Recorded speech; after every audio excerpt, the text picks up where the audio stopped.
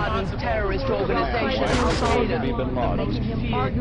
And punish those responsible. Punish. Empire. I want justice. And there's an old poster out west, as I recall, that said wanted, dead or alive. If you go to the FBI website, they've got Osama bin Laden.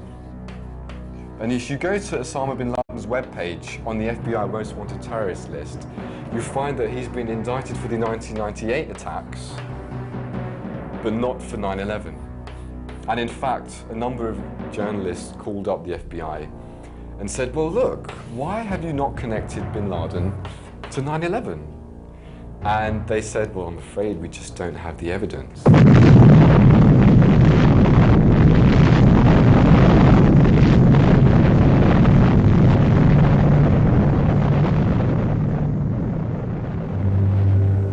And that's just the beginning.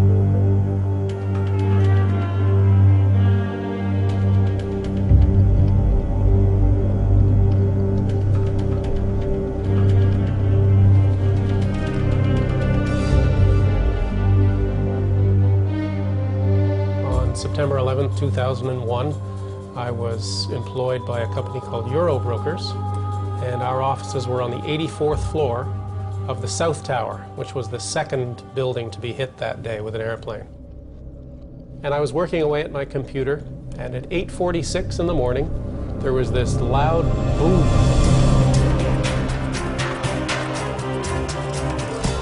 At 8:46 and 40 seconds, American Airlines Flight 11 hits the North Tower of the World Trade Center, causing extensive damage between the 93rd and the 99th floors.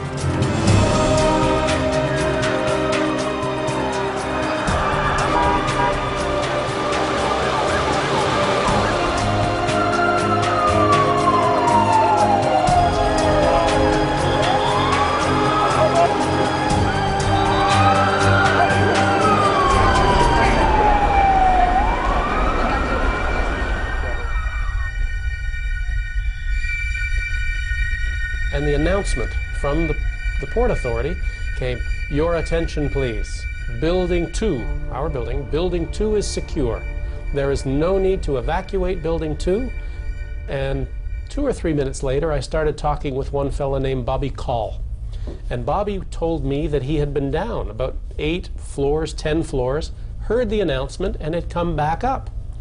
And as he was telling me this, boom, boom, this double explosion, and our building shook. At 9:03 a.m., United Airlines Flight 175 hits the South Tower.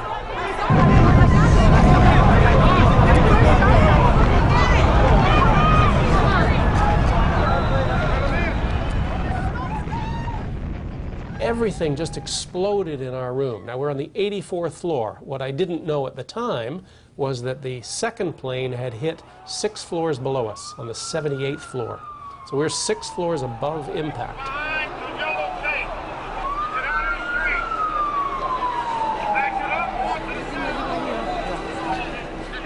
I heard this banging on the wall and this faint scream for help inside the 81st floor.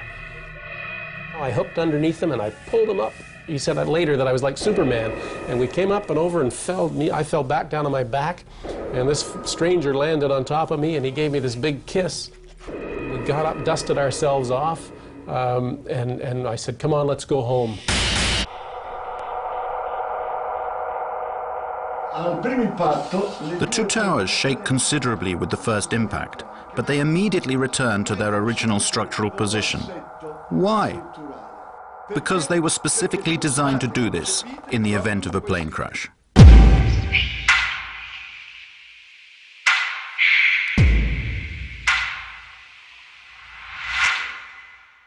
Towers were very solidly built. It's like a tree. You see, when you bend a tree, you have all these fibers in the tree, but they're interconnected. So when the tree bends, it can handle that motion.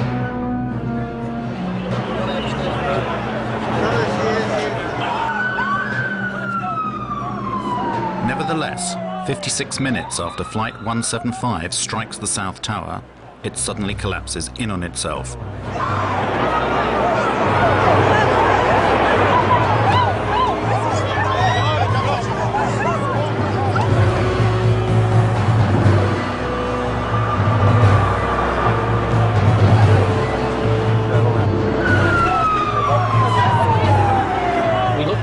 Trade Center, the tower that we just come out of, we started to see it, boom, boom, boom, boom, move. And we stared in disbelief as this took about 8 or 10 seconds for the whole tower just to go straight down and dissolved into its own ash.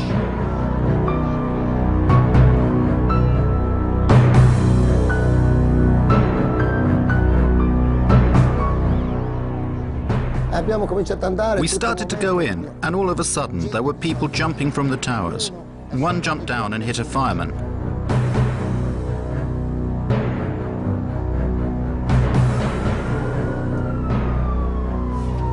At 10:28, the North Tower also collapses.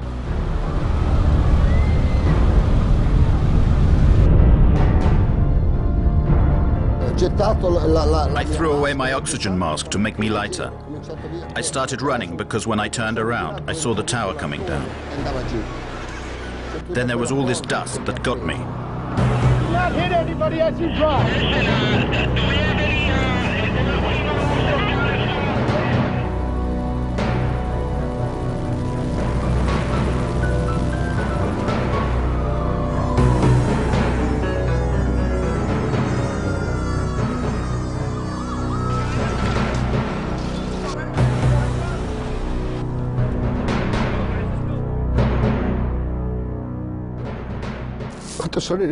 When I got home, all my family was waiting for me. And I was lucky to come back to my family. All my friends, they never came back.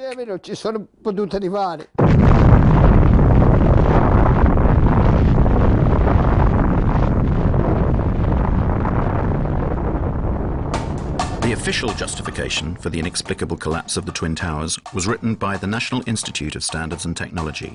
Between 2002 and 2006, they studied the demolition of the World Trade Center, reaching the conclusion that the collapse of the towers was caused by the combined effects of the impact of the airplanes and the resulting fires started by these impacts.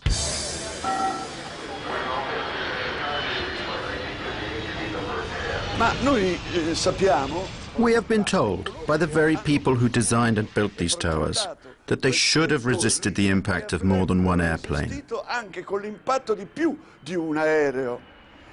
We have to ask ourselves, did the engineers and architects imagine that airplanes could crash into the towers without any fuel? Perhaps they thought that the airplanes could get there by just blowing in the breeze. Never before or after 9/11 have steel-framed towers collapsed due to fire.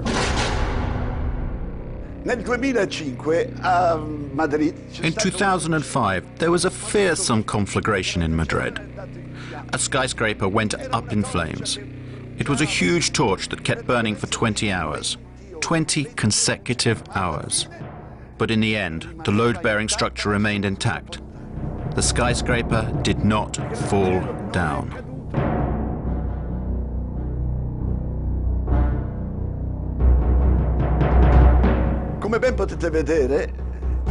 As you can see, the building is enveloped in flames. This skyscraper was not yet complete. It was still under construction. Nevertheless, it remained standing. Una cosa che dovete notare è il colore delle fiamme. Something you should note is the white color of the flames. This means that there is a lot of oxygen burning.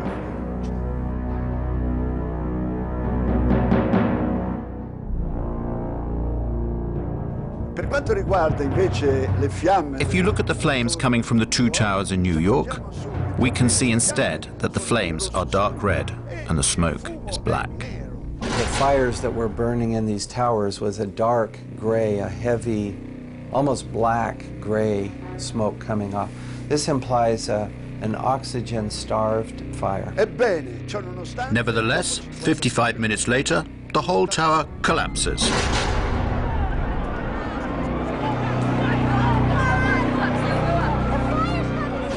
secondo la versione ufficiale, According to the official NIST version of events, at a certain point, the steel structure of the towers gave way. non aveva più It no longer had the structural strength that it had at the beginning.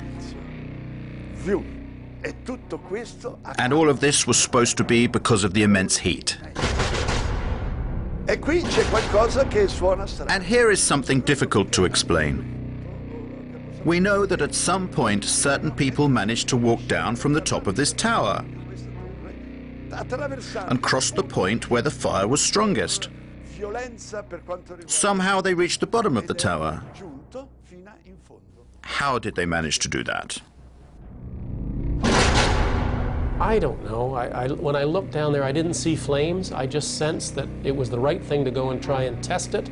We would go as far as we could until we were stopped by flames. And when we came to the 78th floor, the last layer was standing, but it was cracked. And there were flames licking up the other side of the wall like this. It wasn't a roaring inferno. I sensed that the flames were maybe starved for oxygen right there, you know, in the interior. We kept going, and we got onto the 74th floor. When we got down that far, normal conditions. The lights were on, fresh air coming up from below. So the temperature inside the building was not particularly high, as we can see from the presence of this woman who is standing at the precise point where the plane impacted.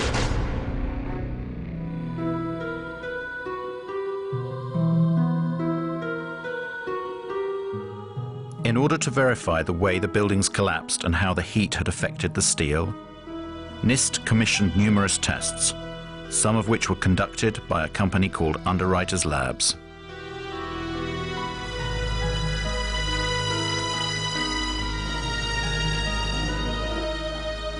And Kevin Ryan, he's the former employee from Underwriters Laboratories who challenged the NIST report. And he went public with it. And within a week, he was fired from his job. We did test the floor models in August of 2004.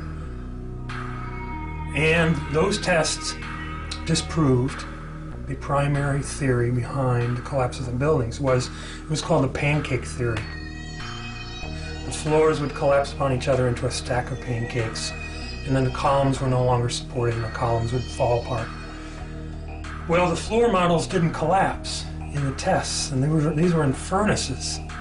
You know, testing furnaces, much hotter temperature, longer periods of time. They still didn't collapse. So, yeah, a few months later, the government put out an update on their report. And they stated not only that the floors did not collapse, but they had done tests on the few samples they had saved from the fire zones. And those tests proved that the temperatures were very low.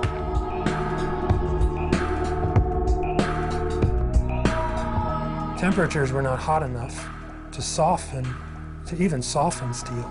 And yet, they're coming out with a summary statement that says that's what actually did happen, that the floors did collapse and the steel did soften.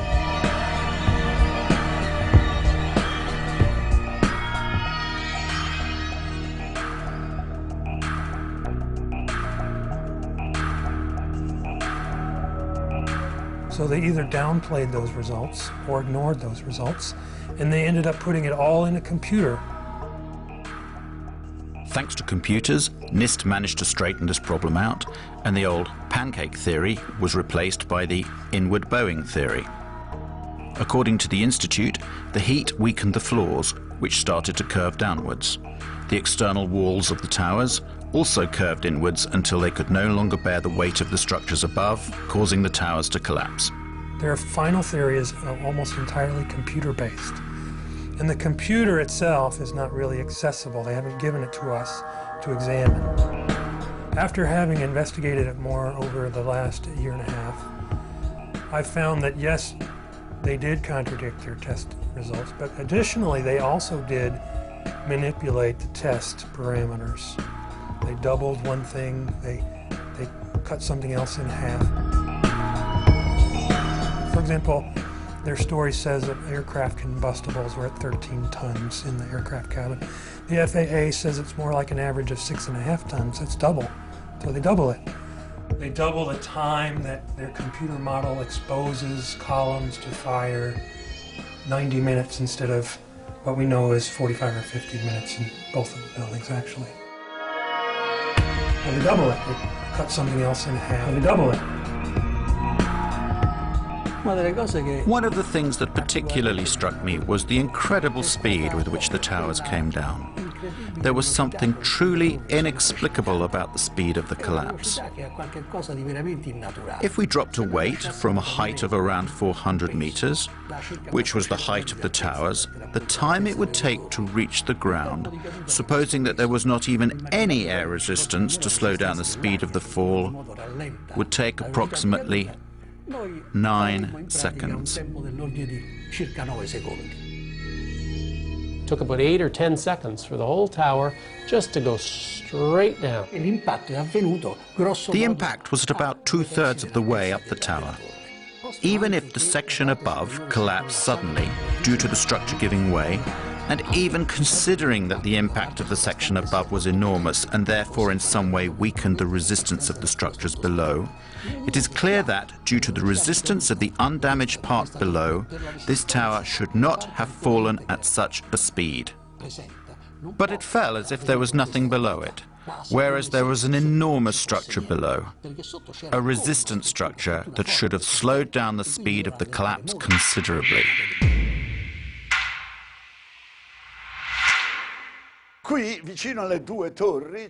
Here, close to the two towers, there was another large tower, which was hit by the debris from the tower that collapsed. This building, this huge, it was this 47-story building, was never hit by a jet. And yet it came down that same day, but 7 hours after the last tower fell, 7 hours later.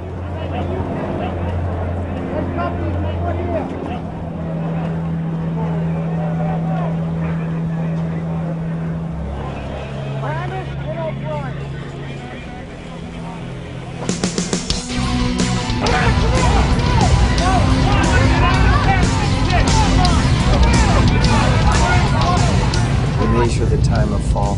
The fall is almost free fall speed.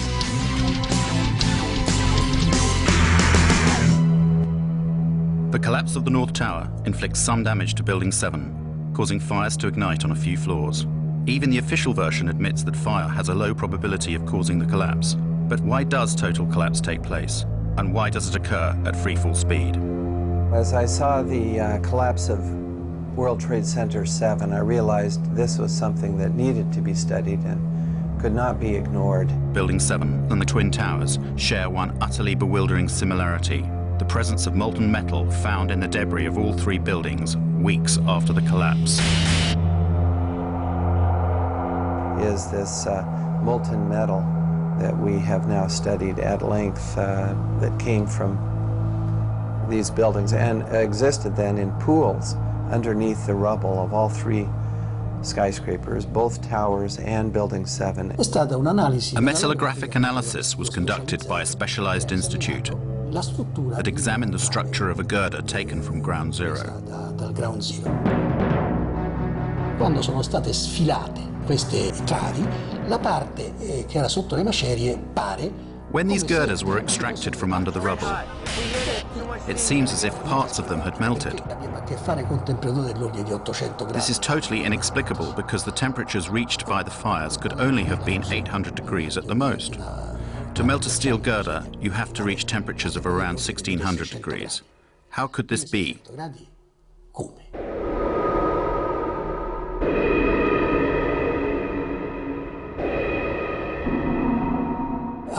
At a microscopic level, if you examine the granular structure of the steel, one can detect the presence of an element that should not normally be present, and it is there in substantial quantities. It is sulfur. We're quite sure now where this molten metal came from. It comes from a material called thermate, which is aluminum powder, iron oxide, and sulfur. The temperature is so high that steel melts. It could only melt if the temperature reached over 1,000 degrees in a few seconds. The use of thermite could certainly have caused the fusion apparent in the steel beams. You see, the presence of thermite now in these buildings to bring them down implies that someone had to place the thermite near the steel columns in order to cut through the columns. I have interviewed a demolition expert, and he said this is what they do. They set explosives. They can use radio control to initiate the firing of the explosives. They have to be done in a sequence in order to get the building to come down rapidly and straight down. A controlled demolition.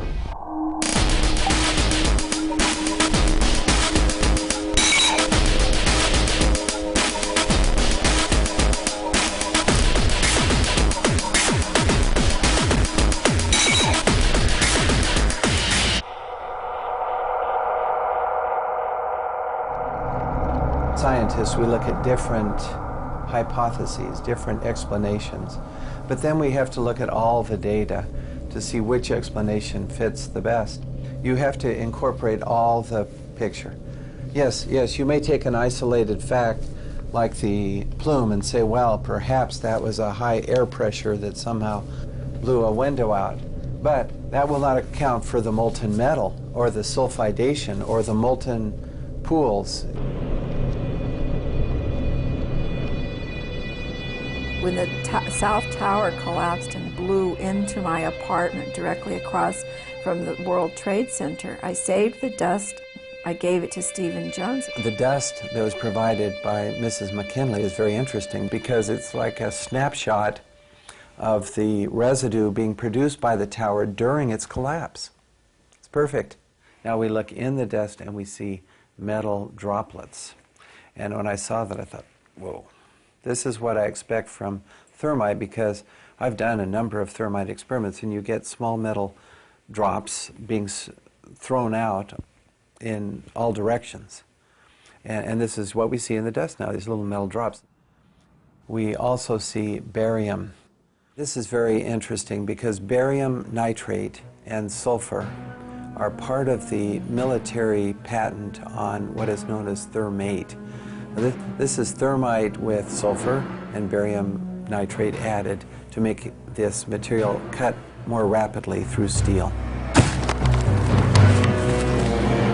Now, barium is a very toxic metal, so one would not ordinarily expect this to be present in the large concentrations that we see. So the fact that we see it in these and in the dust is a very strong indication to me that the military form of thermite that has been used.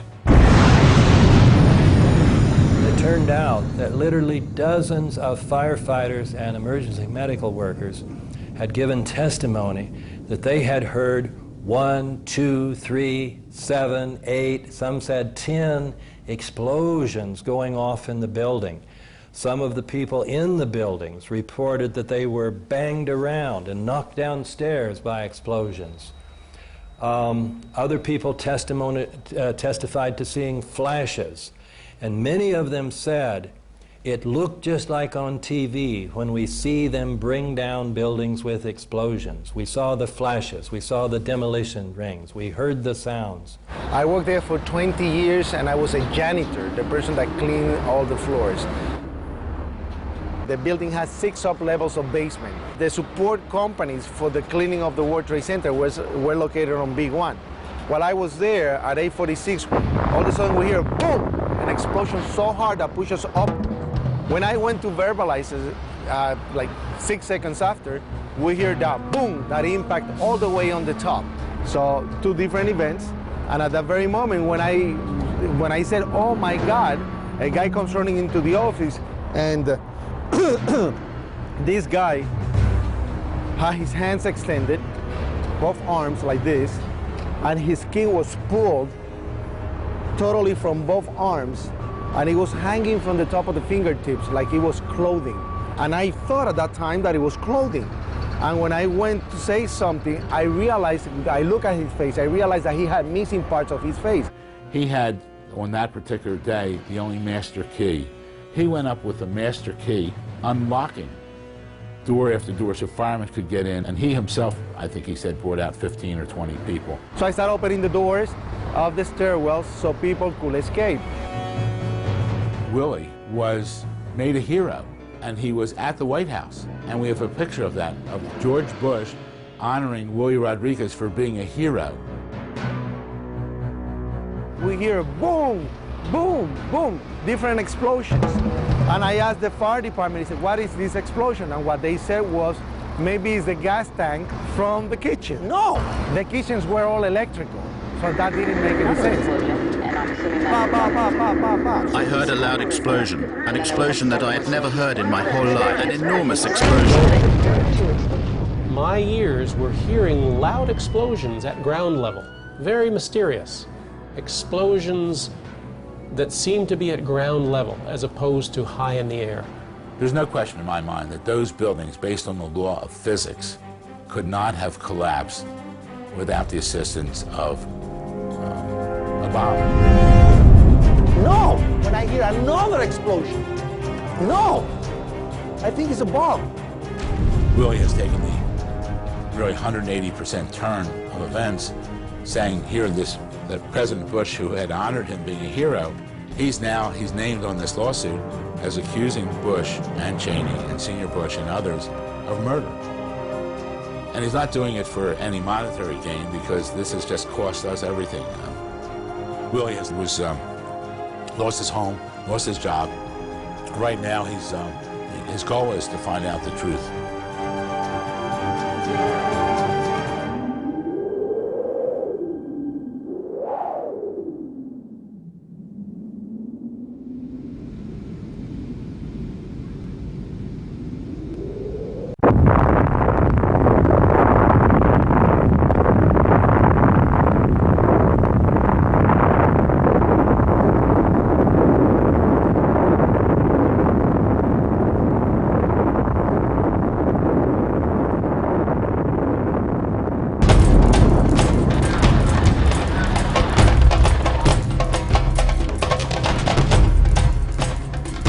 According to the official story of the 11th of September, at 9:37 a.m., American Airlines Flight 77 crashed into the Pentagon. This rare footage shows the scene immediately after the impact, an hour before the entire structure collapsed.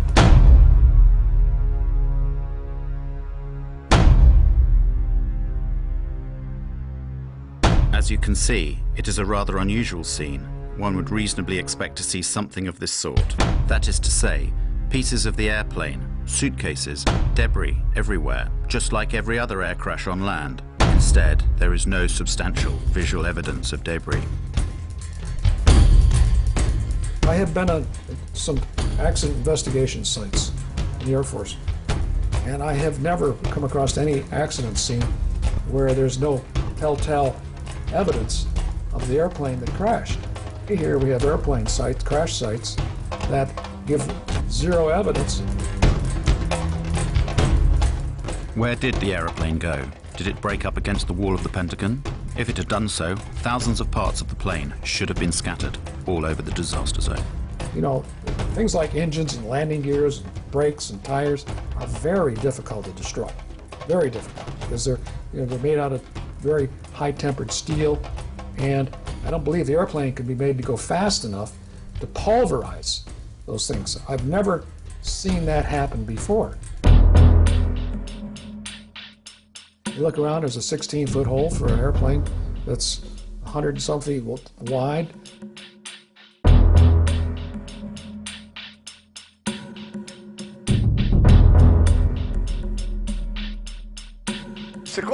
According to the official story, the American Airlines Boeing 757 disappeared inside this hole. Can you see it? 5 meters. I repeat, 5 meters in diameter.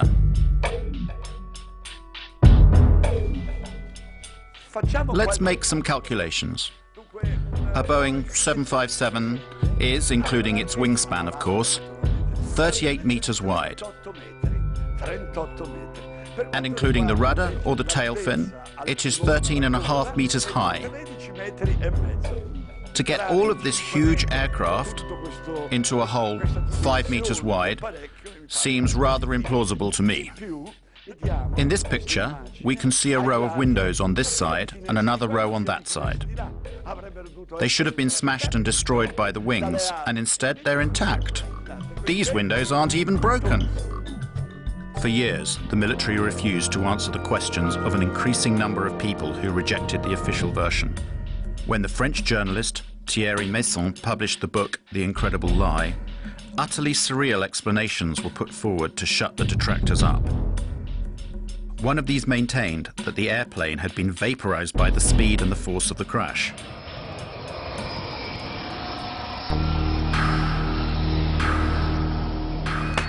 One very strange thing that doesn't make sense is the disappearance of various components of this Boeing.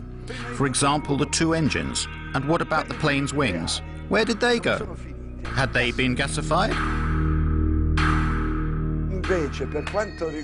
Instead, we are told the fuselage remained intact, and it smashed through the whole outer wall of the Pentagon and emerged through the other side, destroying a number of columns.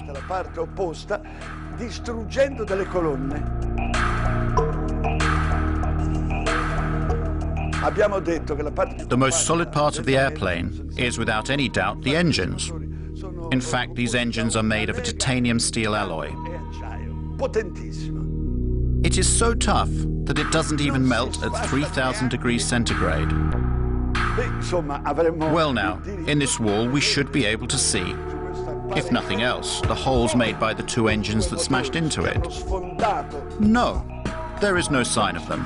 The 2 holes that we'd expect to see are not there. And there's no indication of the wings hitting anything at the Pentagon, like you had at the North Tower. You can see the outline of the aircraft at 25-degree bank angle. You can clearly see the outline of the number 1 engine, fuselage, and number 2 engine.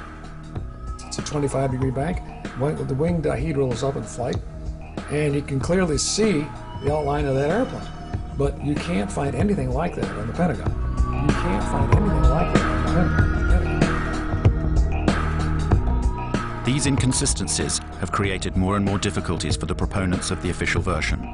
So, while the military kept silent during this debacle, various photos of airplane debris found on the external lawns and along the supposed route of the airplane within the building started appearing in newspapers and on the web. Va bene, niente gassificazione. Very well, they admitted there was no gasification, but another theory was immediately put forward. It suggested that in order to enter a hole 5 meters wide, at a certain moment, the airplane somehow closed up its wings, just as dragonflies do. The plane entered the hole. Oh look, there they are. The engine and the other pieces of the plane were found there. One of my experiences in the Army was being in charge of the Army's imagery interpretation for scientific and technical intelligence during the Cold War. I measured pieces of Soviet equipment from photographs. It was my job. I look at the hole in the Pentagon, and I look at the size of an airplane that was supposed to have hit the Pentagon. The plane does not fit in that hole.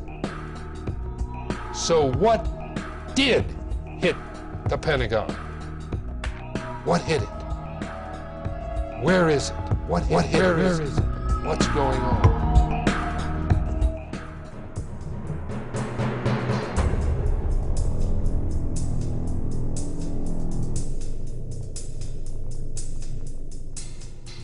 General Arnold, that very morning, immediately after that alleged impact, ordered one of his fighter pilots to fly over and down to the Pentagon to look and see what he saw and to report back to General Larry Arnold himself.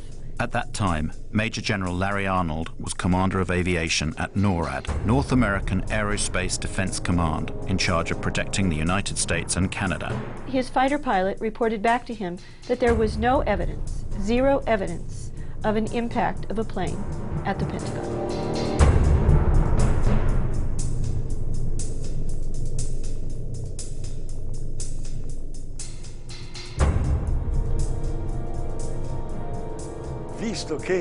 Since the Pentagon possessed 86 separate and complete video recordings of the incident, why didn't they show some whole portions of them to those people who had doubts about it?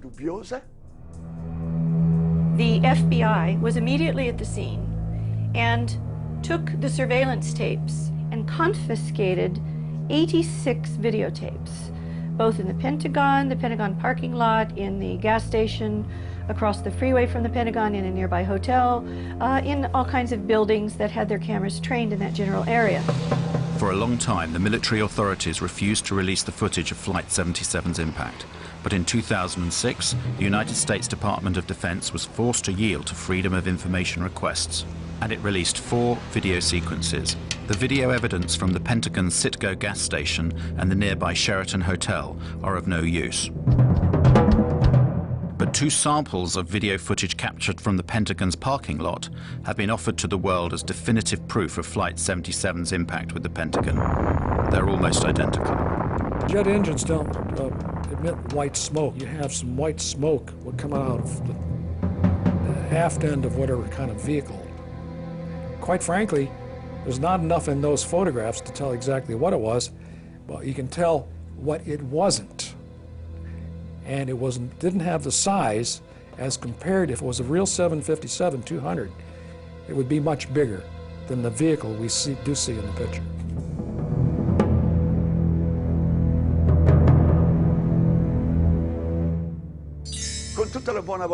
With the best will in the world, can you see an airplane here?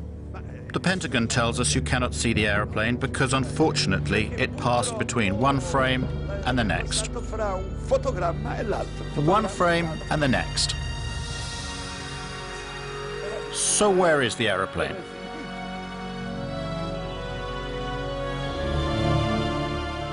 According to FBI agent Jacqueline Maguire, as you can see in this affidavit, only one camera took pictures of the scene, and those are the frames that we've already seen.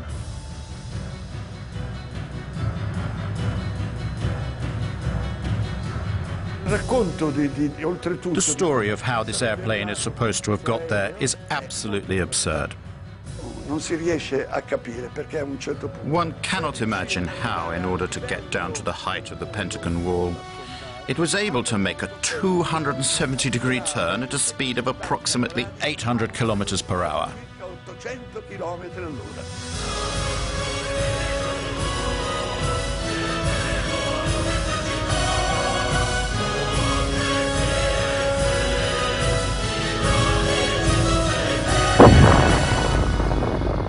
That is a really difficult maneuver. And what I will say to you is that an experienced pilot with thousands of hours probably would have to take between 10 and 20 attempts. Skilled, thousands of hour pilot, probably 10 or 20 times before they would be able to pull off that maneuver. 757 is not designed to do that. 757 is designed to be basically a cruise ship in the sky. It's not acrobatic, so you just can't do that with one of those big airplanes.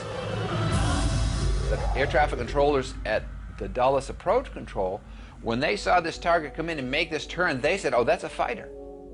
Because military fighters can do that.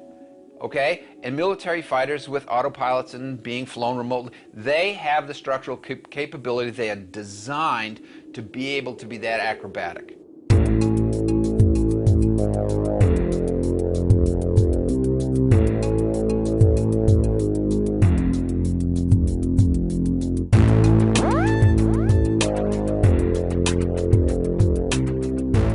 assurdo per assurdo, c'è anche Absurdity of absurdities. There is also the height at which this aeroplane was flying to be explained. It is supposed to have followed the lie of the land at 6 meters from the ground for 1 kilometer, managing also to jump over a hill. Then it went over a roadway, and it finally got there without making any other turns because by now there was no more space.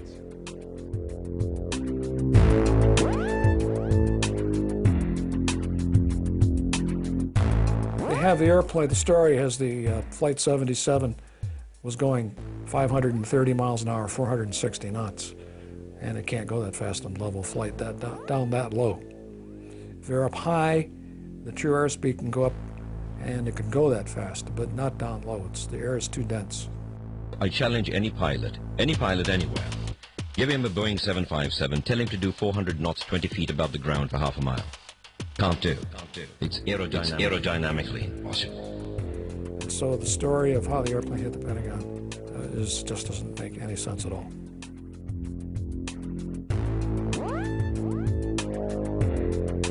Identificato il pilota anche After Hani Hanjour, the plane's pilot, had been identified, his flight instructor declared that his student was not even able to fly a small single-engine aeroplane. pilotare un monomotore.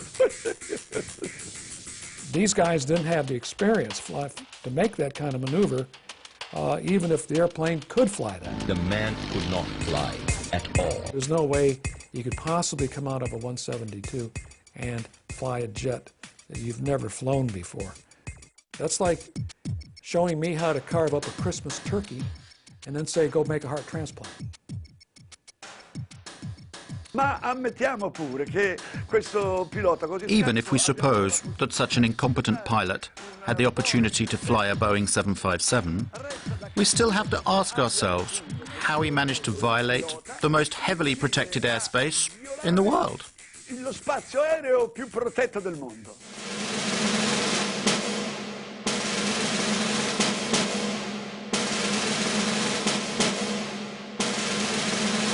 No untracked aircraft get near the Pentagon and near the White House.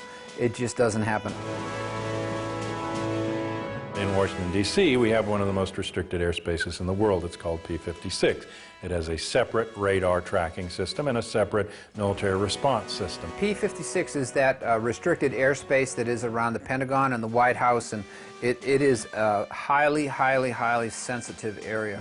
There are supposed to be no unknown aircraft that can go through there. That has an air defense identification zone in a 50-mile radius around D.C., and then it has a protected zone 17 miles around the Washington Monument and an inner protected zone 3 miles around the Capitol. That space is essentially unbreachable. It has to be because of the importance of the buildings there. It's like an aviation no man's land. Nobody goes in there. Nobody. They have F-16 and F-18 jets at Andrews Air Force Base, about 10 miles south of D.C. They also have the 113th National Guard Air Wing at Anacostia Naval Air Station that can send scrambler jets up in a very short period of time. Both are in place that day. Neither one responds at all until after the Pentagon is hit. In addition to that, the Pentagon has its own defenses. If a plane, any kind of a plane, was coming in towards the Pentagon, why didn't the anti-aircraft missiles batteries that are there, why didn't they fire to protect the building? This is, after all, the most heavily protected building on the planet. That craft had to have been a military craft because only the military craft put out a signal. It's called an Identify Friend or Foe IFF device. And only the military craft would be allowed to approach the building. The two radar systems that the military radars, defensive radar systems, read are a civilian transponder and a military transponder. Military transponder is called IFF. Civilian aircraft do not have an IFF transponder. They are not given that capability, okay? So if there was a 757, American 757, that went into the Pentagon, for example, and it shut off its transponder, it didn't have a military IFF transponder on it. So it was a primary target. It's a primary target going into that airspace. Should have been shot down. What I'm describing to you is a breakdown in standard operating procedure by FAA, NORAD, P-56, and the Pentagon, all on the same day, in the middle of, after 9/05, what was known nationally to be a terrorist attack. And it makes no sense. Nobody goes in there. This is, after all, the most heavily protected building on the planet. It just doesn't make any sense at all. The Pentagon symbolizes our military power in the world. And they had hit it. And to this day, nobody knows what they hit it with, whether it was an airplane or whether it was a missile. And our government will never tell us. So we just kept wait for the French to explain it. What hit it? What's going on? There is nobody anywhere at any point in this entire investigation that has said that is positively American 77. They suppose it, they presume it, they assume it, they say this is what we think it is. The controller, Daniel O'Brien, who saw the unidentified blip coming in from the west at a high rate of speed, had no way of knowing what it was, because the primary was a primary return only. The secondary radar, the transponder, was turned off. In order to identify a primary radar target, you have to have two-way communications between the pilot and the air traffic controller, and the pilot has to report over a certain geographical location, or you have to be able to tell the pilot in the airplane to make a series of turns. And then the radar controller can look at all of the primary targets on his or her radar scope and say, there's an aircraft, there's a target that just executed the turns I told. Now I can positively identify the aircraft. That never occurred. It's huge. Now, if Flight 77 really did go off of the radar screen for 36 minutes, according to her testimony, then the airplane was no longer flying. Or it was low enough that it was out of radar coverage. One of the two. So, was the airplane landed at some place, some remote field? Then it does make sense that they lost the airplane for 36 minutes. But other than that, there's very little explanation for that. In the light of what we've seen and heard, it seems that the official version of 9/11 is not sufficient. We want the facts to be explained to us, and above all, we want them to be properly investigated. Basically, we want someone to finally tell us the truth.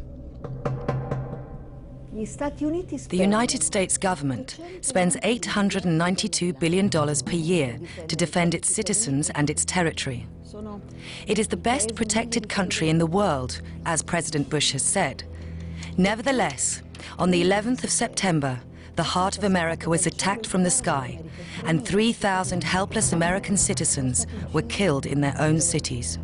If I had been sitting on that committee, the congressional committee examining 9/11, the one question that they could not get the Air Force to answer correctly, NORAD, was why the fighter planes did not go up automatically when the first planes were found to be hijacked. Anytime an airliner goes off course or loses radio communication or loses its transponder signal, anytime any one of those three things happen, the aircraft is supposed to be intercepted. On 9/11, all three of those things happened, and still there was no intercept. Those planes flew around for from 20 minutes to an hour and a half without ever being intercepted. We have direct contacts with our air defense colleagues by means of direct connections that are controlled by this touchscreen apparatus. By pressing just one key here, the call is sent, to which the operator of the defense, in this case, answers directly. In the time it takes to answer the telephone call, around 2 to 3 seconds, the information can be already exchanged.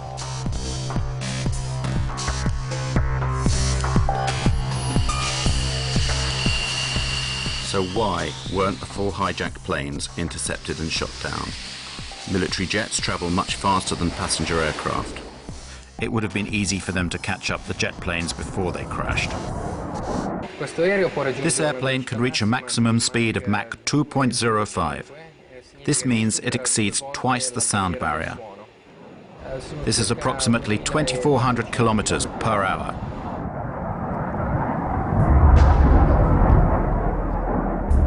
In the northeast of the United States, there are as many as 16 Air Force bases. Why weren't the Boeing jets intercepted? The official story argues that air defense was informed too late. One of the biggest lies is that the FAA guys were incompetent. When we lose an airplane, we take action. We do not sit, we do not delay, we go to protocol. Boom, boom, boom, boom, boom. When the air traffic controllers first saw American 11 start to lose its radio, lose its transponder, go off course, and all of these bad things that are going on, they did not take a coffee break. 67 times in that year, 2001, up till September, there had been air emergencies. They can get a plane up in from 6 to 10 minutes and scramble it, and 67 times that year in air emergencies. But there was not an instance where an air emergency went ignored for long periods of time until 9/11. A lot of people down the road say, well, the president had to give authority to shoot aircraft down and stuff like that. That is not true. An interceptor pilot has the responsibility and the authority on his or her own to shoot down an airplane if they think the situation calls for it, and this is how it would be. You don't have to wait for a military command. You don't have to wait for orders of any kind. That's not an option. That's the law. It's inherent in being a fighter pilot. You know that's what you have to do, unless somebody has told you to stand down. Before 1970, we had one form of scrambling aircraft, and it was immediate, bang, bang, bang. Then in the 1970s, we had some hijackings come into our civil airspace, and that wasn't a quick response. What we did in that is we didn't want the hijackers to know that we were there, so we didn't rush the fighters off the ground, and we kind of snuck them up behind the aircraft. So we put a second protocol in, and the reason that the hijacking protocol is slow is because you had to get Pentagon approval before you could release your fighters. Those two type of protocols lasted until June 1st, 2001, 3 months before 9/11. In June of 2001, Rumsfeld and the Pentagon and the military changed the procedures, and instead of having two protocols, one fast, one slow, they went to one protocol, slow. If we had reacted to the in-flight emergency immediately, the fighters would have been up and on the way, and those aircraft would never, ever have reached their targets. But when the center controllers came to notifying the military, okay, because they had only one protocol to work with, that protocol went through the Pentagon. Guess what? Guess who didn't answer the phone? Sorry, it was the Pentagon. Here's an analogy that I can give that would help out the common person here. What Rumsfeld did is the fire call comes into the fire station, but before the fire truck gets a chance to leave, it has to call the mayor of the city to get approval for that departure. And what if the mayor's out for breakfast or he's sleeping late and he doesn't answer the phone? Look carefully at this footage, shot just a few minutes after the attack on the Pentagon. Notice the man that is helping to carry a casualty. It is the Secretary of Defense, Donald Rumsfeld. What is he doing here when, as head of the defense of the whole nation, and whilst the United States is still under attack, he is helping tend to the wounded? Why is he not at his command post?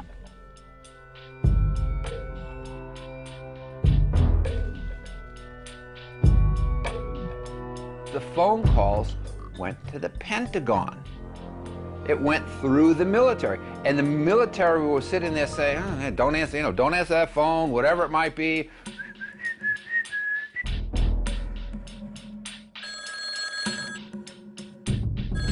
Now, how would you like your fire department to sit there and say, well, I'm sorry, we can't come and put your house out and save your lives because the mayor didn't say so. And on 9/12, they changed the protocols again back to the first protocol, which was the fast scrambles, and that's what it is today. So the way that Rumsfeld's Pentagon managed this whole thing is they switched gears, okay? They switched out of having two fast and slow into slow, okay? And then they said, oh, we're bad, 9/12, let's go fast again. When the United States was attacked without warning at Pearl Harbor, after 8 inquiries, General Walter Short, commander of the Army for the Defense of Hawaii, and Admiral Husband Kimmel, commander-in-chief of the Pacific Fleet, were both charged with negligence and summarily dismissed. But after the 9/11 catastrophe, nobody, neither the Secretary of Defense Rumsfeld, nor the head of civil aviation, nor that of air defense, was either punished or removed from office. On September 10th, Brigadier General W. Montague Winfield asked Junior Officer Captain Charles Leidig to temporarily replace him as Director of Operations at the Pentagon Command Center from 8:30 a.m. on September 11th. Later that day, after Flight 93 was reported crashed, Winfield resumed control.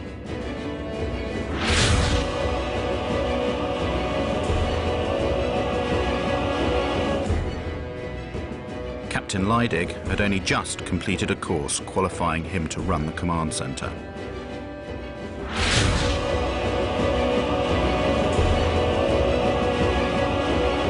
On September the 11th, Brigadier General David F. Worley Jr.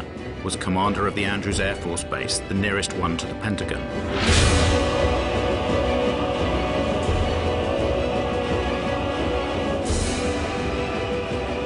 On September the 11th, Richard B. Myers, Vice Chairman of the Joint Chiefs of Staff, in the absence of Chairman Shelton, was the temporary head of all U.S. Armed Forces.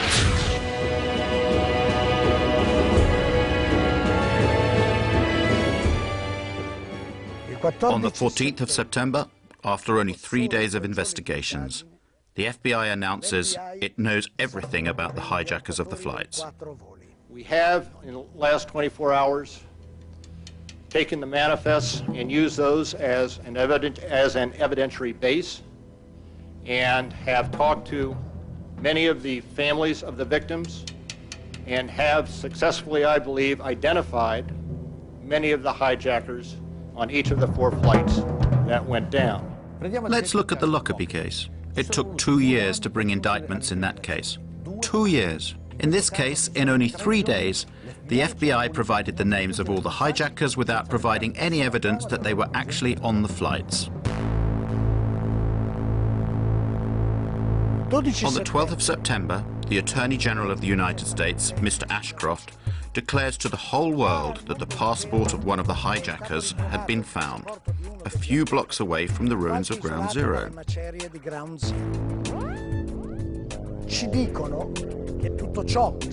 Even though they had said that everything inside the towers had been burnt up or had been reduced to a fine dust. So, the steel was molten, but paper survived?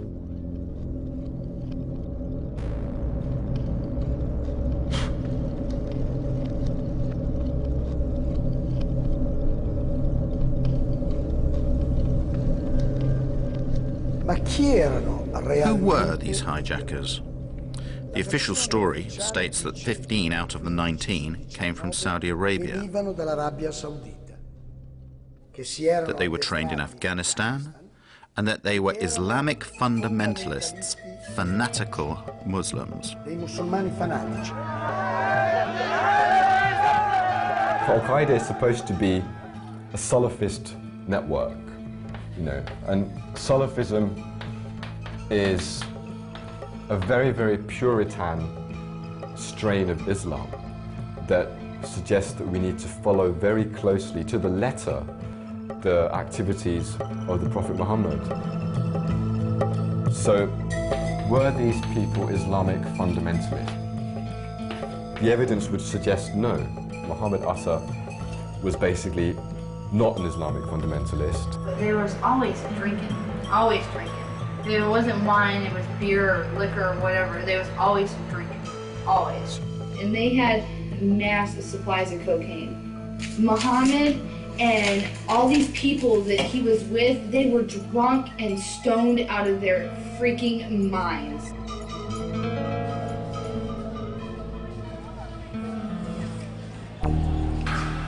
The identikits of the hijackers supplied by the FBI are truly bizarre. Each identikit corresponds to a number of persons. These persons are very different. They have different attitudes and different biographies. They live in different places, sometimes at the same moment. When you speak of Muhammad Atta, what Muhammad Atta? Is it the Muhammad Atta who was in Hamburg, Germany, being run by German intelligence? Is it that Muhammad Atta? Is it the Muhammad Atta who appears in Venice, Florida, which is a major locus for the National Security Agency, who's supposedly training at a little flight school for a little single and dual engine Cessna aircraft, and who's rooming with a man named Charlie Voss, who was a CIA pilot who ran guns into Nicaragua and cocaine out for the Central Intelligence Agency? Is it that Muhammad Atta? Is it the Muhammad Atta who spoke to his father on the 12th of September, as Newsweek reported, in an interview with his father in Cairo? Is it that Muhammad Atta? Is it the Muhammad Atta who appears in a bar called Shuckham's Bar in Hollywood, Florida, doing lines of cocaine and drunk on Stolichnaya vodka, and who, when asked to pay his bill, says, I work for United States Airlines, you think I can't pay my bill? And then he says, fuck God. This is not the behavior of an Islamic fanatic who is about to commit a suicide martyrdom operation. Prima che l'Atta che risiede ad Amburgo in Germania, according to the official version, before Atta, who lived in Hamburg, Germany, moved to the United States, his American namesake was visiting an office of the Department of Agriculture, where he spoke to an employee to request a loan of $650,000. With this loan, he wanted to rent a small aeroplane and attach a large tank of chemicals to it. Upon the refusal of the woman to give him the loan, he began to threaten her, saying he would cut her throat. Then he told her he was an American Airlines pilot. He threw a bundle of banknotes onto the desk and asked for information about the security systems of the Twin Towers. He even tried to buy a poster of the Pentagon that was on the wall of the office. And then he finally went away. Well now, is this the typical behavior of a member of a secret sleeper cell? Isn't it more like the behavior of someone who is trying to be remembered? This is not the behavior of an Islamic fanatic who is about to commit a suicide martyrdom. Secondo la versione ufficiale, the official version states that Al-Omari and Atta leave Florida heading for Boston. This is according to plan, since that is where the two aeroplanes due to be hijacked will depart. But they don't stop when they get to Boston, they continue to Maine. It is the afternoon of September the 10th. The next day will be the most important day in the two men's lives, a day on which they cannot make any mistakes. But what do? They go on a trip to Portland.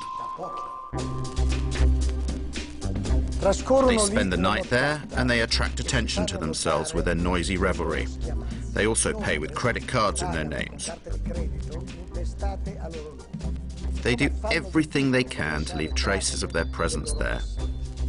Next morning at 6 a.m., they fly from Maine to Boston. The plane that they are going to hijack takes off only half an hour after their flight lands.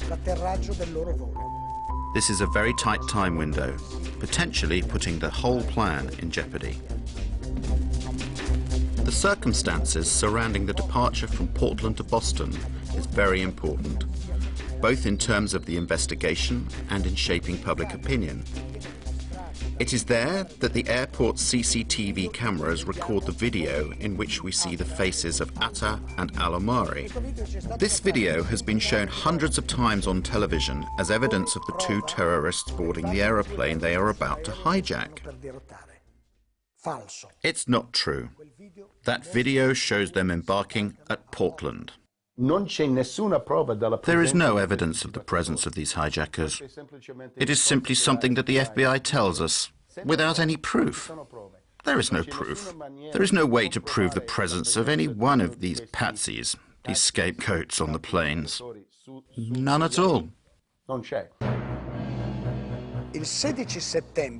September the 16th, one of the alleged hijackers of Flight 11, Abdel Aziz Al-Omari, went to the Jeddah consulate to protest his innocence to US officers.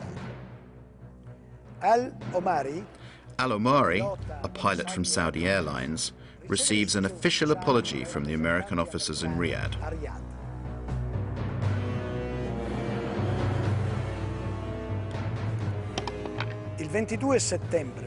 Then, on the 22nd of September, Walid al-Shahiri announces he is still alive. He too is supposed to have hijacked Flight 11.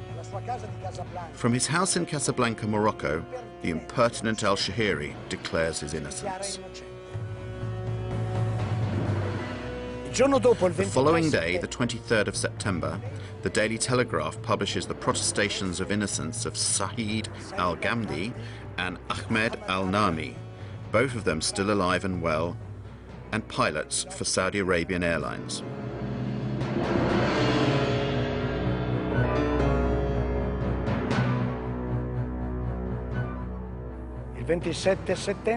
On the 27th of September, CBS tracks down Salem al-Hazbi. According to the FBI, he was dead after Flight 77 crashed into the Pentagon. But curiously, he persists in hanging around alive in Saudi Arabia, where he works in an oil refinery.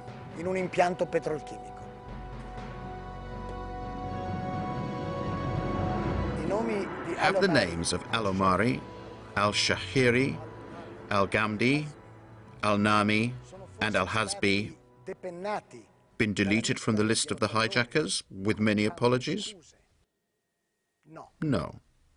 6 years later, these 19 people are accused as being the sole perpetrators of the terror attack.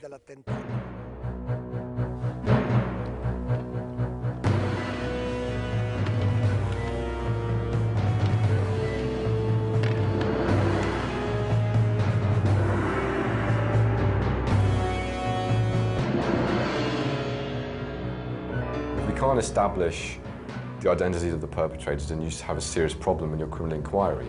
Raising this question is not about raising conspiracy theory.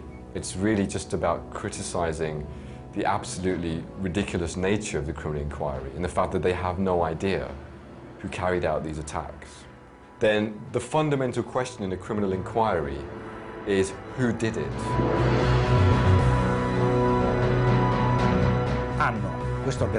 They have this evil organization. They have the leader of this evil organization, Bin Laden. They have a secret network in the caves of Afghanistan. It could be the screenplay of a James Bond movie. The first Bin Laden videotape that was leaked and that was used by the media to suggest that Osama bin Laden has claimed responsibility. This was a very problematic videotape. There was an analysis that found that it was completely fraudulent. There were a number of issues. There were basic issues such as, for example, Osama bin Laden was wearing a gold ring.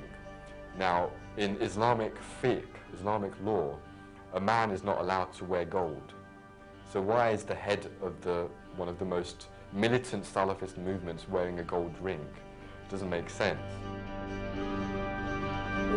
The video in question, that was found in Afghanistan in very doubtful circumstances by American soldiers in a house that was supposed to have been abandoned by Al-Qaeda, has been questioned for various reasons. For example, a German TV network gave an alternative translation. It is completely different from the one given by the American investigators. They are not apparently claiming a role in the 11th of September attacks, but they are simply talking about what happened on September the 11th. Many of the other videos of Osama bin Laden have in fact a person speaking and an audio track that does not correspond, or that corresponds very little, to what his lips are actually saying.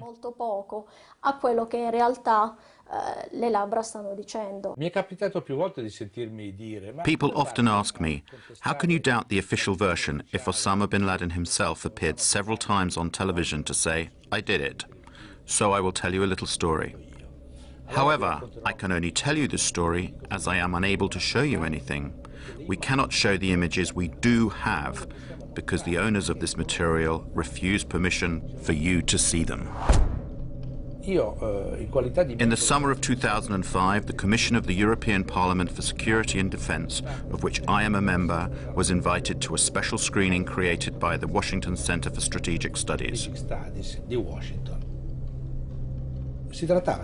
We were asked to watch a film which depicted what would happen in Europe if Brussels was hit by a nuclear bomb. 50,000 deaths, 100,000 injured. The reactions of various European governments. Suddenly, footage of Osama bin Laden claiming responsibility for a nuclear attack on NATO headquarters comes on screen. All members of the parliament, myself included, were rendered speechless. American experts from the Center for Strategic Studies were on hand to explain the action on screen. Then a parliamentarian finally said, "Today, we were shown a convincing demonstration of how Osama bin Laden's image can be completely manipulated." Many took the place of bin Laden's terrorist organization, Al-Qaeda. All the Osamas we have seen over the years may never have existed, just as a nuclear attack on NATO headquarters in Brussels has never taken place. Now they're denying us use of these images. No matter, we will go on without them. But people, have a look yourselves. This is an Osama bin Laden from the 7th of September of 2007. Compare him with the other Osamas we have seen in the last few years. Do you believe it is possible that he is getting younger over time? Do you believe it is possible that his beard is darker than before? Do you believe it possible that his nose has grown? We don't need analysis. A child can understand that they are two different people, but these people are being introduced to us as if they were the same person. And this story has been told to us now for over 6 years.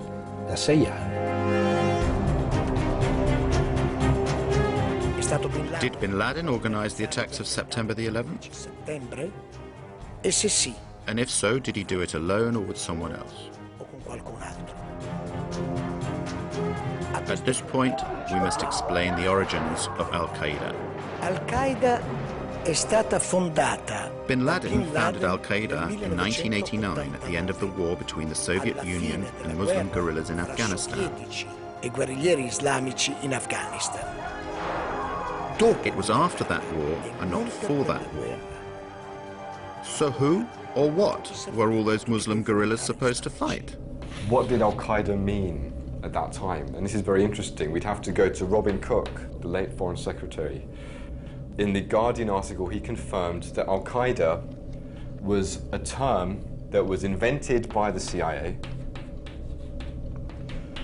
and it had been invented to designate a database of mujahideen that were recruited and trained by the CIA. And he's right, because the Arabic word for database, you just have to add this word. It's Al-Qaeda Ma'lumat. Al-Qaeda means the base, and Ma'lumat means data. Together it means database. Al-Qaeda is fake. Al-Qaeda is not an organization. Al-Qaeda is only a label. There is no organization like Al-Qaeda. Al-Qaeda is a list of participants in the Afghanistan war of the 80s. Al-Qaeda is nothing. It is only a puppet blown up by the Western propaganda to show the public the big evil.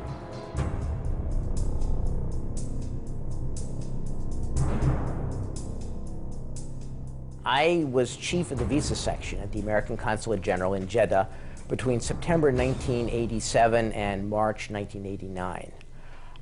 During my period there, I was involved in what turned out to be a Visas for Terrorists program with people coming to the consulate recruited by the Central Intelligence Agency and its asset Osama bin Laden and sent to America, either for instruction in how to be good terrorists or for rewards, or for debriefings on what they've been doing in Afghanistan. I assume it was simply on how to blow things up, shoot things down, and overthrow governments. After the Cold War, their connections with Al-Qaeda proliferated, multiplied. Al-Qaeda is being controlled in various ways, directly and indirectly.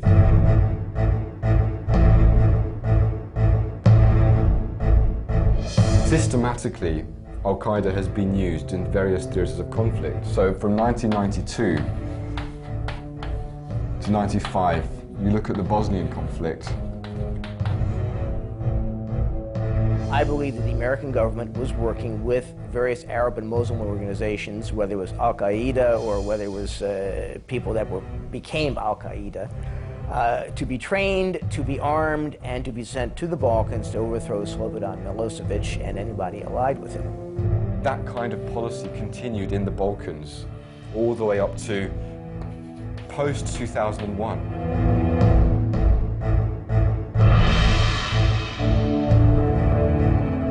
American Secret Services, who only delivered weapons during the war, after the war also engaged the jobless Mujahideen on their own payroll. That is a proven fact. There are a lot of testimonies of Mujahideen before German courts. They were hired by subcontractors of the Pentagon, namely the private contractor MPRI, Military Professional Resources Incorporated.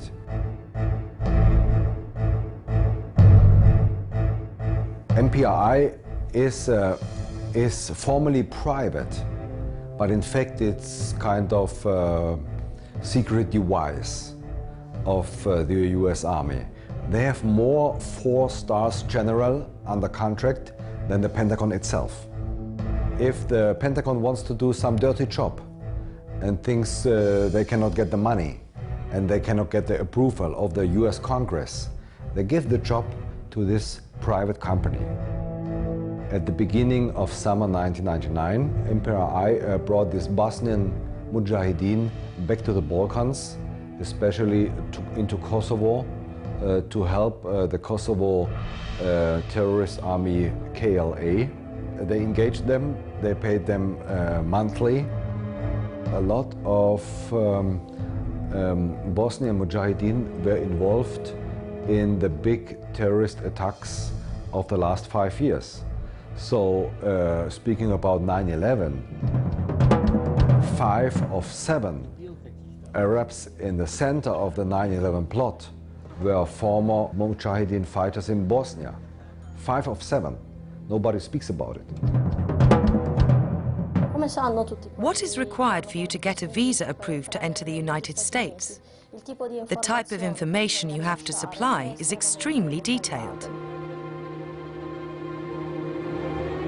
But a high-ranking official in the US consulate of Jeddah, Michael Springman, revealed the fact that in that office, many CIA agents were working undercover and that the office was issuing too many visas far too easily to some very suspicious people. I was told by a really good contact, a businessman outside the American consulate, that if I had sent one word to the State Department inspection team investigating what was going on in the consulate, I would be fired summarily. Well, that office in Jeddah issued many of the 15 visas that were used by the hijackers to enter the United States. None of the 15 applications conformed to US visa regulations. For example, under the heading Destination, many of them wrote Hotel, New York or California, and in one case, just no. And so, it was common practice to help the terrorists of Al-Qaeda to enter the United States. They came to be trained, and this went on for years and years. The same thing happened with the hijackers of September the 11th. The terrorists, 6 of the terrorists, including Mohammed Atta, trained at U.S. military facilities. Okay? Mohammed Atta went to International Officers School at Maxwell Air Force Base. Maxwell Air Force Base in Alabama, Brooks Air Force Base in Texas. Their contact address, the Pensacola Naval Station in Florida, the Defense Language Institute of the Defense Intelligence Agency in Monterey, California. The hands of intelligence are all over these people. So, to sum up, the main hijackers trained and fought in ex-Yugoslavia, where they were paid by a company of mercenaries that was connected to the Pentagon. Thanks to the CIA, they got entry visas to the United States. Once they were in America, they did everything they could to be recognized and to attract attention to themselves, since they were sure of their impunity. They trained in American military bases and went to flight schools, although they didn't learn to fly.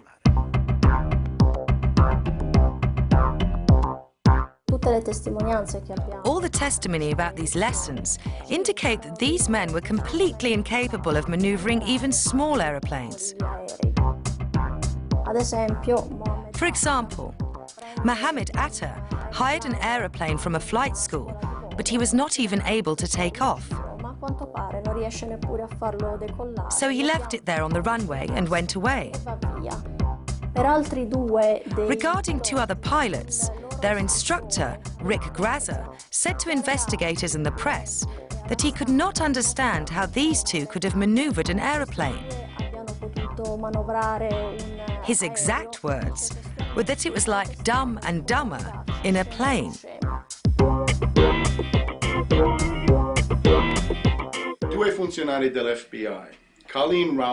Two FBI agents, Colleen Rowley in Minneapolis in the state of Minnesota, and another who was in Phoenix in Arizona, sent messages to the FBI's headquarters in Washington, saying, more or less, watch out. There are many Arabs here who have enrolled in flight schools. The first person in the flight school that called the FBI took a big risk, because at the time what he was doing was reporting about a customer, a paying customer. And those flight schools depended upon, to a certain extent, foreign pilots. And so now he's reporting about a paying customer. You know, this person is very suspicious. A list of facts that pointed to Moussaoui being a terrorist. He wanted to learn to fly but not take off and land. I have never seen such a unusual person seeking flight instruction.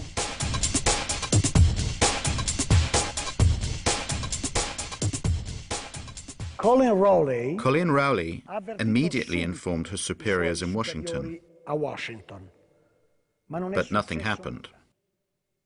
Their investigations were obstructed. There were no warning signs that I'm aware of that would indicate this type of operation in the country. I wrote a memo in May of 2002, 13-page memo, is the Joint Intelligence Committee report. And both of those were, I hope, you know, basically what my memo did was expose that this was not true, that 9/11 could not have been prevented. The FBI's acting director, a guy by the name of Picard, during the summer of 9/11, he attempted to brief Attorney General Ashcroft about terrorism a couple of times. And the first time, Ashcroft showed little interest in terrorism. In fact, Ashcroft ended up ranking terrorism as his lowest priority in August of 2001. At one point, Picard was told by Ashcroft, "I don't want to hear any more about terrorism."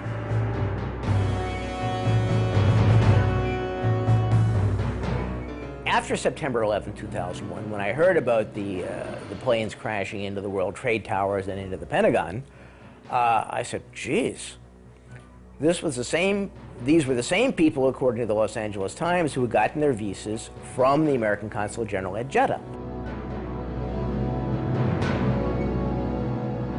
I called the Federal Bureau of Investigation and tell them essentially the basics of the Visas for Terrorists program. I did this, I called, and I called, and I called.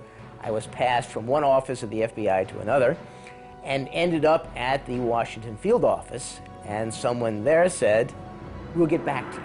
Well, 6 years later, I'm still waiting.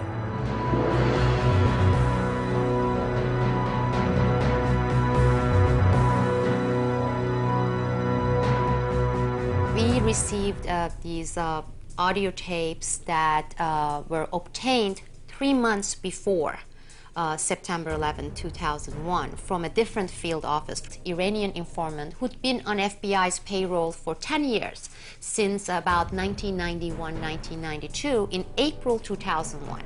And in April 2001, this informant told the FBI that on a separate issue, he had obtained information about Al-Qaeda, bin Laden, issuing an attack in the United States that would involve 5 major cities, and it will involve airplanes, and that the attack was going to take place within the next few months.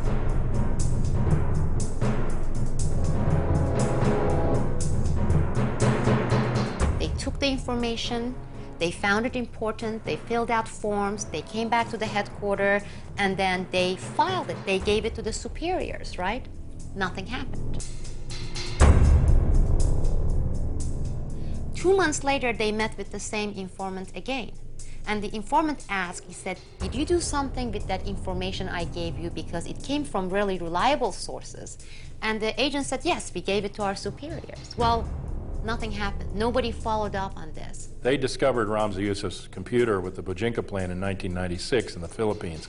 It talked about taking hijacked planes and running them into the Pentagon, the White House, the Capitol, the CIA headquarters, and the Twin Towers.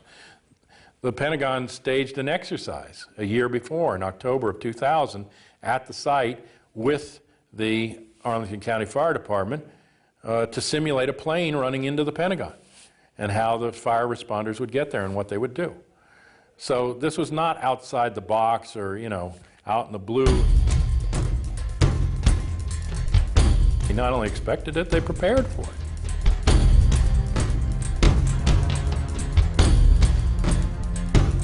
One of the most frequent declarations made by the Bush administration was that these attacks took us by surprise. I don't think anybody could have predicted that they would try to use an airplane as a missile, a hijacked airplane as a missile. And I don't think the prior government that could envision flying airplanes into buildings on such a massive scale. Secondo USA Today, dal 1999, according to USA Today, in 1999, the American Air Force conducted special exercises 4 times per year in which the hijacking of civil aeroplanes by terrorists was simulated. The selected targets were the Twin Towers and the Pentagon.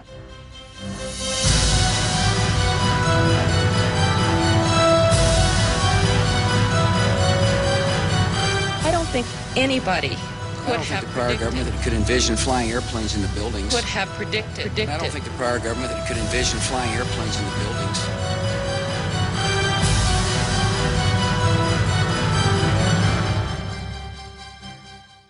On the 11th of September 2002, the New York Times wrote, "1 year later, The public knows less about the circumstances of 2,801 deaths at the foot of Manhattan in broad daylight than people in 1912 knew within weeks about the Titanic. 5 years after that article, what happened that day is still a mystery. My name is Bob McIlvaine. I'm from Philadelphia, Pennsylvania.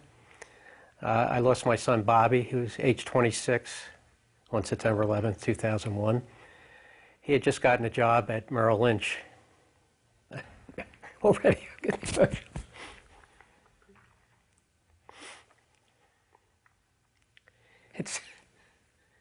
It always hits you blind. And don't worry, I'll get over it. But I mean, anytime you just mention that day, it's like the pain just comes shooting up. And of course, when you keep doing this, it's, you think it gets better, but it just never gets better. The conclusions that the 9/11 Commission came to have been very disappointing. A lot of evidence has been ignored. Many witnesses were not called to testify. The final report glosses over a great many key issues. A few days before 9/11, Mohammed Atta received a huge sum of money, about $100,000, money which was delivered by a Pakistani Secret Service officer. And the big scandal is that the 9/11 Commission of the US Congress never interrogated this man and never tried to bring light into the story of this 100,000. While everybody was doing testimony televised to the whole nation, mine was behind closed door. Now, why would they want that behind closed door? That didn't make any sense. Anyway, I told them exactly the same argument that we have here, that we heard explosions, that people were burned, that prior the building getting hit by the plane, that these people were alive and they were available to be interrogated. And wow, what a surprise. The final report comes out. They didn't even mention my name, doesn't appear anywhere. They didn't call, not even once, any of the witnesses that we gave them. So you have 17 firefighters, you have 22 survivors, and they didn't call not even one of them. Specifically me as a parent, I have an obligation to find out who murdered my son. The commission gave me nothing. 9/11 Commission was not an investigation. Remember, the entire bin Laden family was on one of the planes later. They'd been collected from all over the United States, and they were whisked out of the country with the speed of light while the Pentagon was still burning. So they asked Mueller, who authorized these people to leave the country? Well, someone in the State Department. Well, can you tell us who? He said, well, I don't recall. I don't recall. Another instance, General Myers, this is later on in the commission. They asked about Moussaoui. Do you recall getting any information concerning Moussaoui? His answer was, I don't recall. I don't recall. I don't recall. Ashcroft, Attorney General. Picard was the FBI head during the summer. He had testified that they had all these warnings, 71 different warnings about something happening this summer. And Ashcroft sat there and lied. He said, I didn't know these things. I didn't know these warnings. We were paying attention to terrorism. No warning signs that I'm aware of. Anybody And I don't think the could prior have government could predicted. envision flying airplanes into buildings. These people lied, and our government protected them. It was obvious they were lying. These people that people were testifying should have gone. Mueller should be in jail. Ashcroft should be in jail. Condoleezza Rice should be in jail. I don't think anybody warning signs could I'm have aware of. predicted that they would try to use airplanes into buildings. Punish. Osama bin Laden is the world's most And punish those responsible. They have this evil organization. They have the leader, bin Laden. Punish, dead or alive. They have a secret network in the caves of Afghanistan. Tonight, the United States of America makes the following demands on the Taliban. Deliver to United States authorities all the leaders of Al-Qaeda who hide in your land.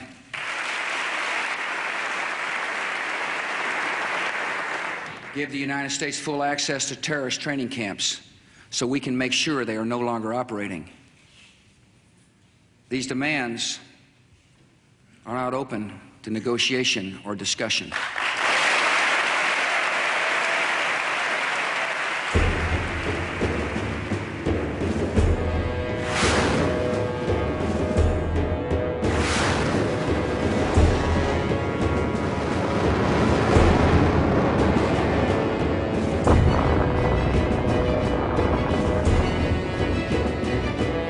Obviously, they will never catch bin Laden, because then everybody will think the war on terror is over.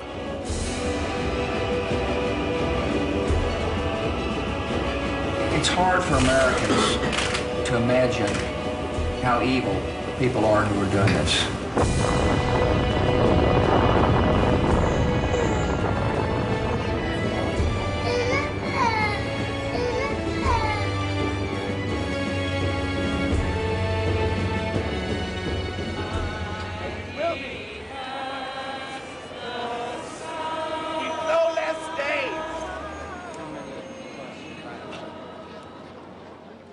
I'm not a conspiracy theorist. I'm a parent looking for the murder of my son. And you have to be a moron to think that 19 Arabs did it. Again, my dogs know better than that. So that's very important. Put yourself in my shoes and think of your child being murdered. And you've never had an investigation. Well, how would you feel if they refused to investigate the murder of your child?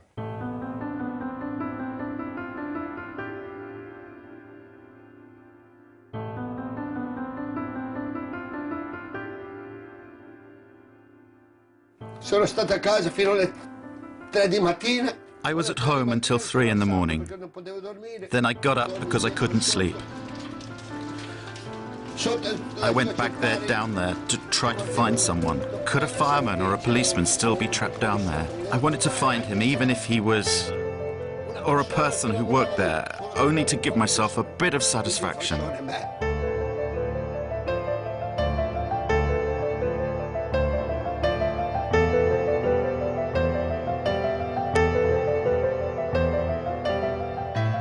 Sono stato laggiù per 9 giorni a fila. I was down there searching for 9 days, but I didn't find anyone alive. I went down there for nearly a year and a half. And if I wasn't down there working and searching, I was at funerals. They took my friends from me. They took my job from me. And I really loved that job. And they took my health from me. I do not want people to forget that day.